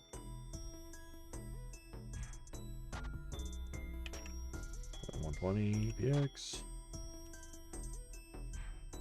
And just so you can see what's going on here, and so I can see what's going on here too.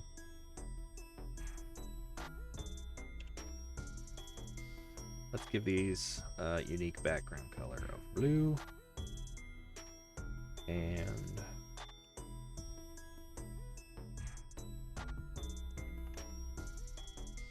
red.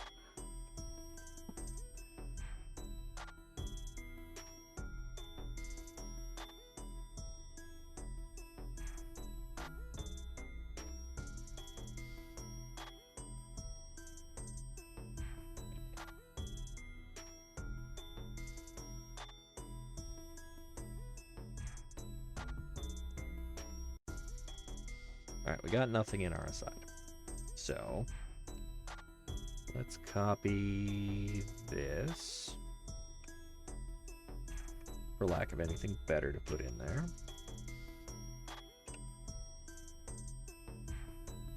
Okay. Our text is there, it's just really hard to see with that. Okay, but we have an issue now.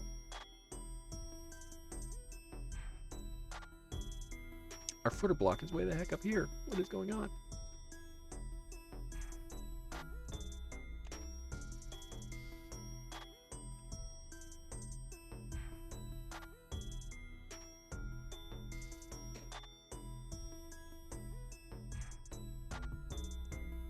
And back where it's supposed to be.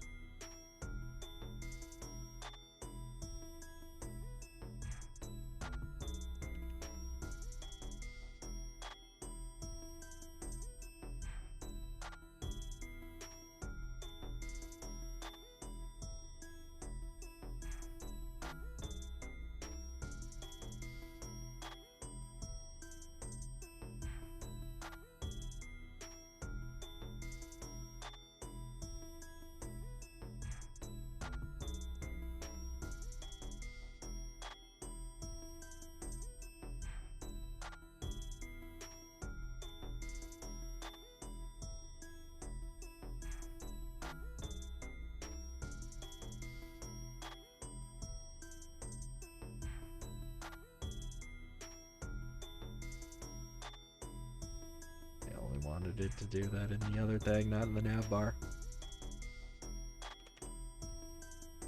Want that in the aside.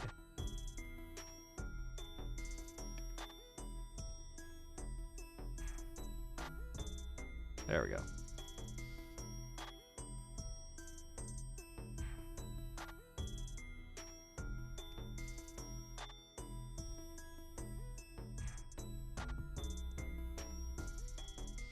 What's missing?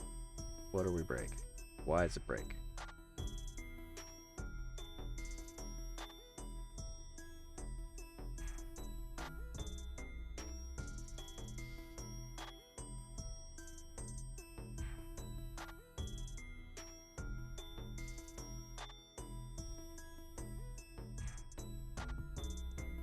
Eh.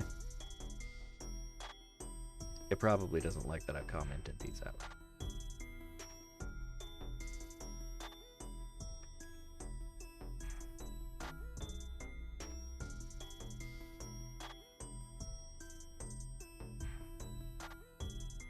Alright, now with some proper padding and whatnot, we could probably make this better and clean this up. But again, I kind of want to get out of here. We're almost at the 2-hour mark. I've got to go get the boy in a little bit, and yeah.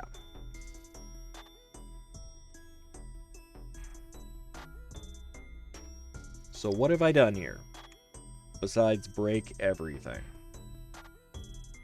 Let's comment these out so that you can get another look at what's going on here.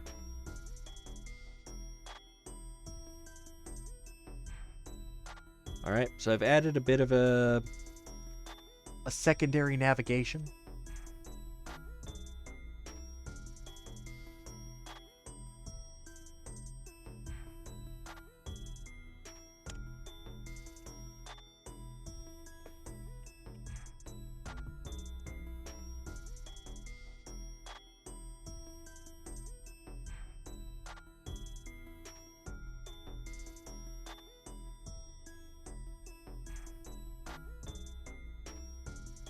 Yeah, no, that's still not doing it for me.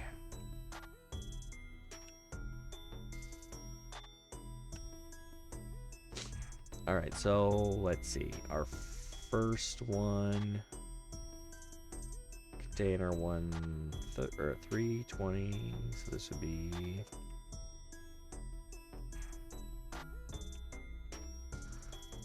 you would definitely want to change some stuff.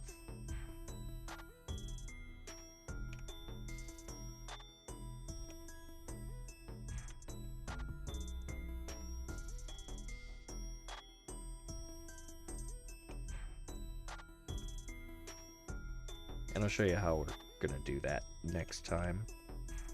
But I want to get this in here so that you can see what we'll be dealing with.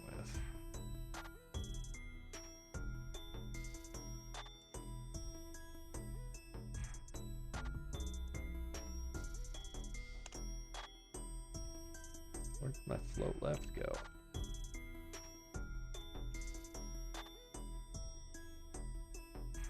There we go.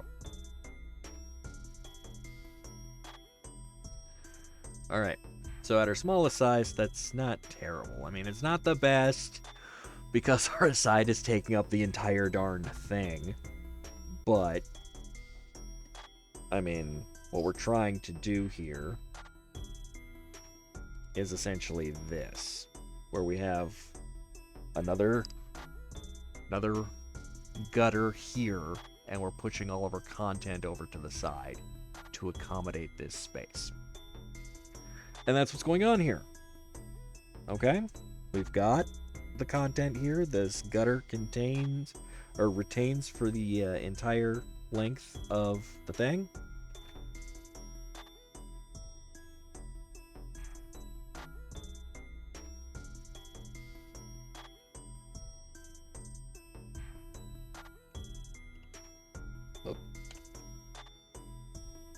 What I would do is I would come down here, though.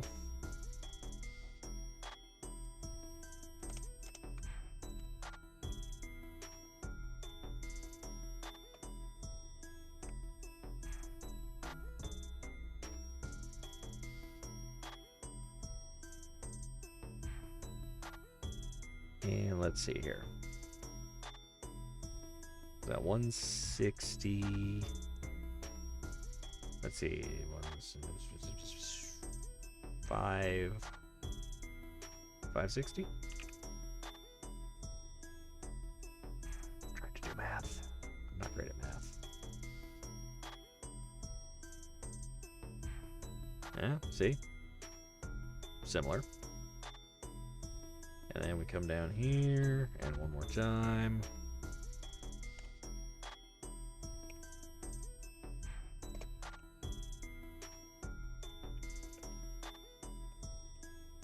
Let's see here, what's 120 or 160? So we got 1.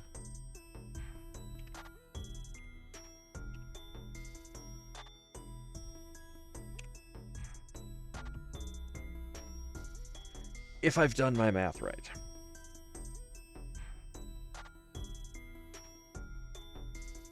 Okay, so we have a stationary sidebar. You just want to do the math with the thing, add the proper padding and margins and whatnot, and ta-da! But that's how you do that. Now what's going on here? Break it down for you like you're 5? Okay. First things first. What we're trying to do is we're trying to park 2 divs side by side. They're still blocks, mind you. They're still block elements. The first one are aside. That's this puppy. We're floating it to the left, which means the inside that container element, take it as far left as you can.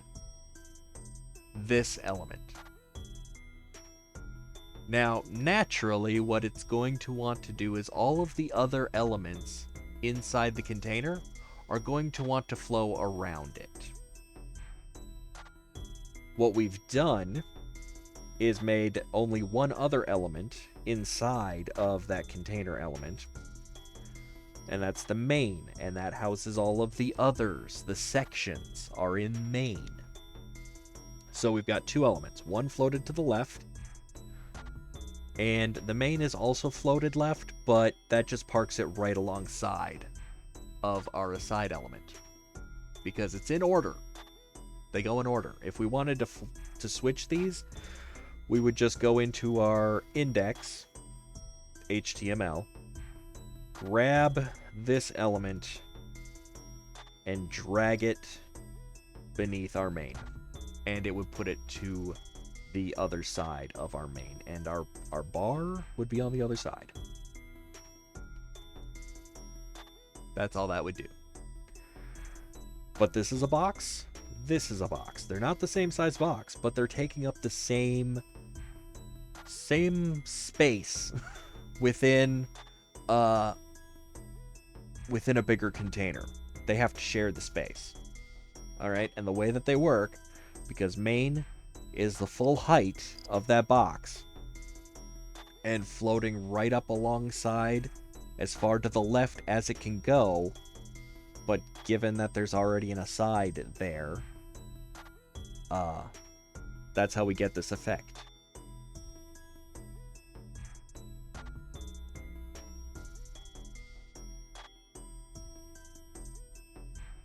Now, I can change the backgrounds, I can add a border, I can add and remove spacing as I need to make this look better. But for now, this is our very, very basic and responsive, because it still responds exactly as we need to.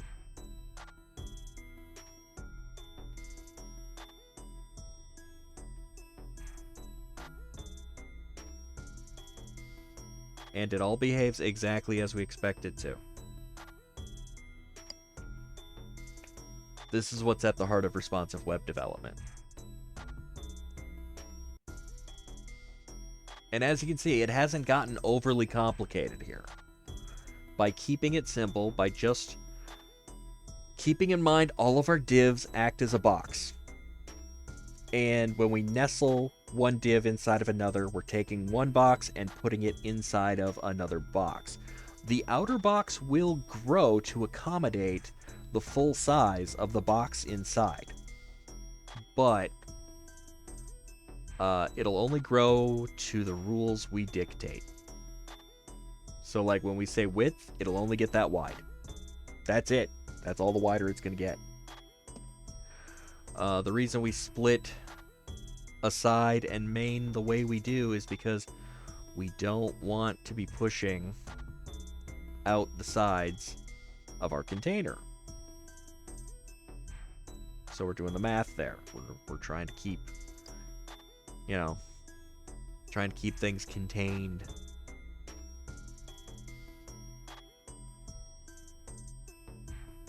But this is your standard basic how to do a layout in HTML and CSS. How to make a responsive web design layout that does what you want it to do, as you want it to do it. And, yeah. Next time we'll get into a bit more detail. We'll make our navigation bars play a little peekaboo depending upon the particular layout that we want. For example, say we only want that top horizontal navigation bar on the mobile layout, and we don't want it.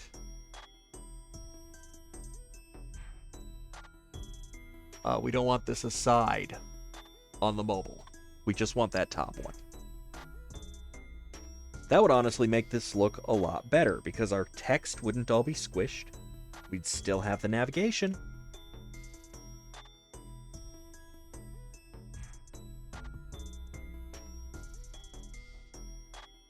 I can actually show you how to do that.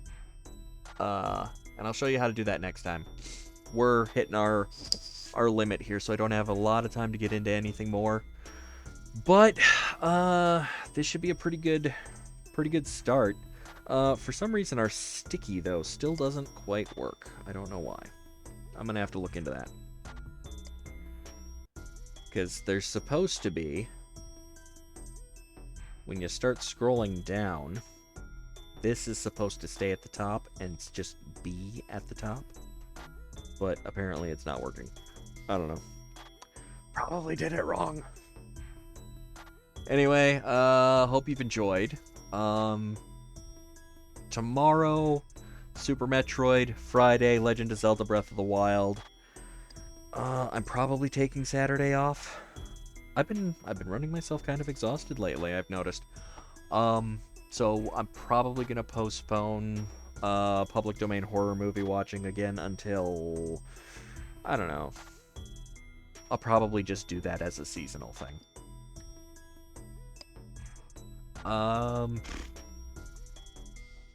Monday, we'll be doing more Super Metroid until we finish that one. We've already finished Metroid 2, so we just need to finish Metroid 3, and then we can get onto the Metroid Prime series and Metroid Fusion. I'm looking forward to that. I've been playing them in my downtime when I'm not on stream so that I can get a couple of bonus elements so that I can show you what those bonus elements are for those of you that might be interested in picking these games up. You can see what you get when you take advantage of the connectivity feature with the Metroid Prime and Metroid Fusion. It's kind of one of those cool things I wish they would bring back, but, like, I don't know how they would do that these days, so.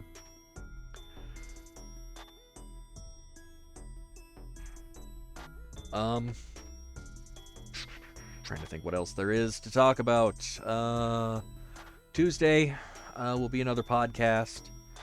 Hopefully, assuming both Zeph and I are up for it, we are going to be talking about werewolves on the next episode of Murph Strange Presents a Bloody Strange podcast. So, you know, the werewolf mythology.